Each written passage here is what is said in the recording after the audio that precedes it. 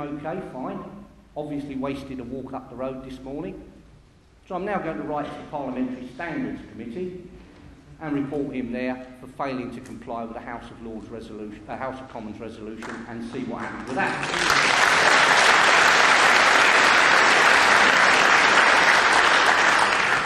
But they seem to forget that they are there to administer the day-to-day running of this country in our name. I liken the House of Parliament to the housewife.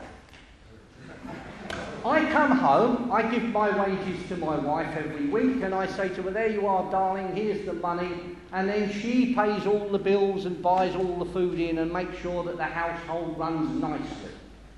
So when I come home, there's my pipe, there's my slippers, and, you know, my dinner is on the table, and it's lovely. My wife, I have to say, is very much women's lib, so I'm in trouble now.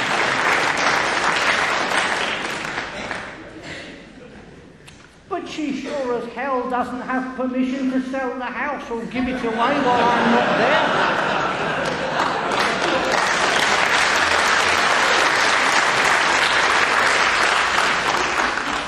And that is what our politicians think they can do.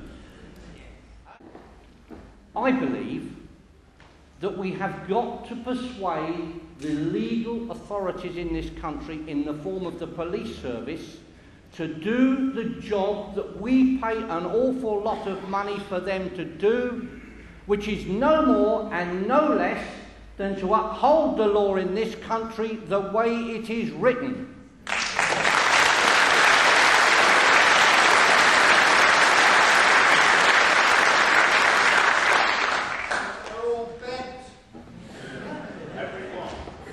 I would take exception to that, because I was one and I wasn't bent. And I have to tell you this, right? I accept that the higher echelons of the police force have been taken over, probably by financial greed and status and political control. Yes. But the average copper on the street who comes along and brings your little Johnny home of the night and says, here, Mrs. Jones, I caught little Johnny, and he was throwing bricks at Mrs. Brown's house. Give him a thump round the ear hole, will you? He is not bent. And what we have to do is we have to explain to that man, and we have to make him understand that he is not answerable to his chief constable. The chief constable's sole and total role in the police service is as an administrator. He is there to make sure that the cars have got tyres and petrol and there's ink in the pens and paper to write on. That is his entire job in life. The right to uphold the law in this country comes as a result of your holding the ancient and honourable office of constable, and everybody who holds that office is answerable to the law and only to the law. Now, I had a chief inspector from Thames Valley Police Complaints Department came to see me, and he said, we've cleared Superintendent Trotman, the man I was complaining about. We've cleared him. And I said to him, I see. He said, yeah, the reason we've cleared him is we don't want the Chief Constable's photograph on the front page of every newspaper as being the Chief Constable investigating the government for treason. And he said, also, he said, on the evidence that you've supplied, which is all on this, we could possibly get convictions. And don't forget, the evidence on this is only a fraction of what is available. Because by the time you've gone to a politician who's on this, and you've arrested him, and you've done a Section 18 search on his house, and you've checked all his bank accounts out, and you've taken all his computer disks, and you've taken all of his paperwork, all of his diaries, there is going to be a mountain of information in them, because these people are arrogant. They think they are fireproof. They think they are above the law. And he said to me, if we went and arrested any of your people and we got convictions, which we possibly could, then in fact we would have to arrest every government minister for the last 35 years in charge with treason, and that we are not prepared to do. I said, I don't have a problem with that. In fact, if you'd like to wander outside my front door and ask the first 1,000 people who walk past, do you mind if I go out and arrest a government minister or 10? You will not find one of them who says, no, don't do it.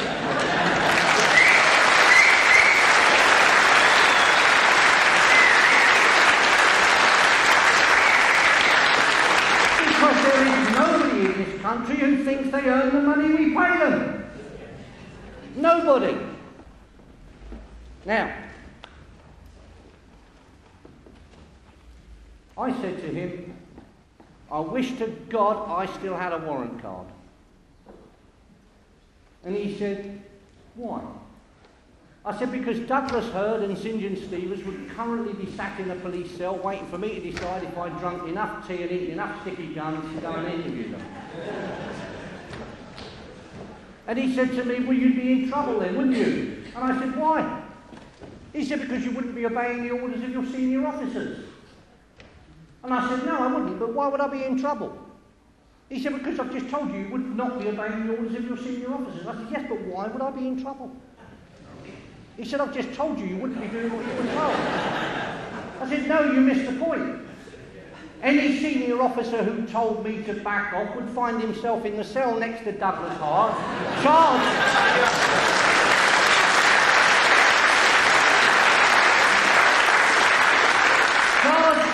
with obstructing an officer in the execution of his duty to detect offences, and I would go on arresting senior officers until I was the highest bloody ranking senior policeman in the land. And there is nothing you can do about it, because that is what the law says I can do. Now,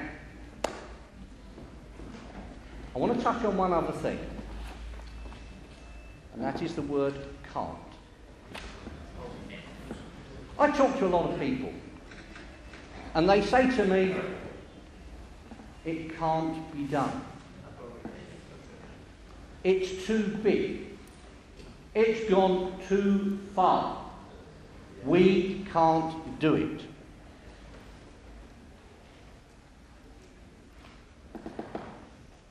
I say, if you look at our history, and you should look at our history because it is a phenomenal history, better than anybody else's by a mile, you will find that people have consistently done things which can't be done. When the Prince of Wales went on a little wander through France with 6,000 men-at-arms and Welsh bowmen, he was met by the French King John with an army of 30,000 French knights, 8,000 German mercenaries and 3,000 Genoese archers, considered to be the best in the world. Crossbowmen, not archers, there's a difference, but they were considered to be the best crossbowmen in the world. And when the French army was in front of him and they asked him to surrender, he said, no, I'm not going to surrender. Get out of my way or suffer the consequences. If you'd gone into William Hill and said, I want to put a bet here on the man winning, you could have put a quid on and you could have retired and never had to work again on your earnings. Because the odds of the Prince of Wales winning were phenomenal.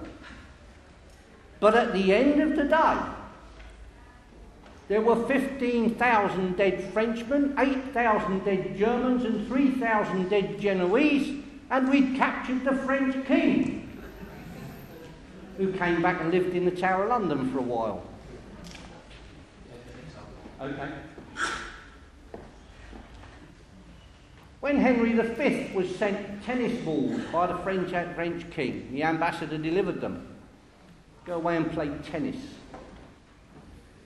He went to France, and he only had about 6,000 men. And he went for a wander through France, and he was met by a vastly superior army.